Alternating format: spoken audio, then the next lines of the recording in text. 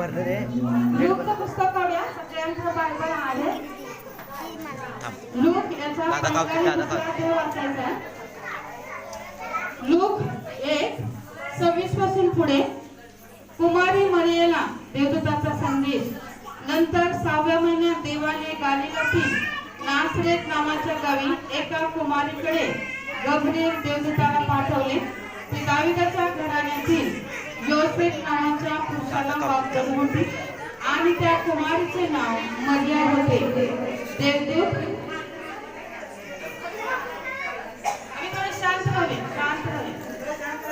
तुमच्या मुलांना पण शांत करा. तुम्ही पण शांत राहा.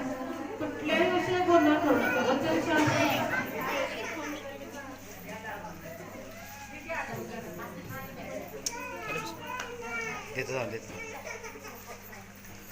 त्या कुमारिकेचं नाव मरिया होते.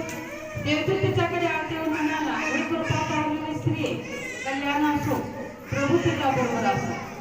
या बोलण्याची तिच्या मनात प्रभू उडाली आणि अभिवादन काय असेल याचा ती विचार करू लागली.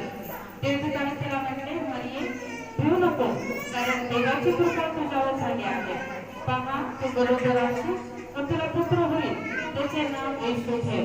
तो थोर होईल, त्याला परात्पर पुत्र म्हणते आणि प्रभुदेव त्याला त्याच्या पूर्वज दाविदाचे राजासन देईल आणि तो याकोबाच्या घराण्यावर युगानुग राज्य करेल व त्याच्या राज्याचा अंत होणार नाही.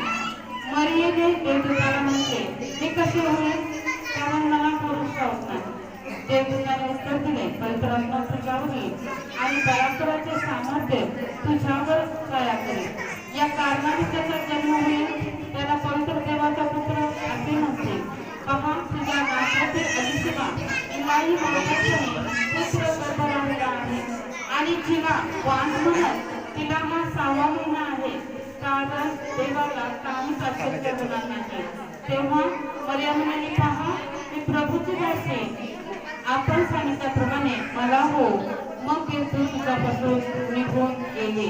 त्या दिवसात मरिया मेंढपाळ डोंगराळ प्रदेशात मधील यहुदीतील एका गावात रहिवासी गेले आणि जकर्याच्या घरी जाऊन तिने अलिशिबाला अभिवादन केले. तेव्हा असे झाले की अलिशिबाने मरियेच्या बोलणं ऐकताच तिच्या उदराच्या बाकाने उडी मारली व अलिशिबा पवित्र आत्म्याने परिपूर्ण झाली. त्या दिवसात असे झाले की सर्व जगाची नाव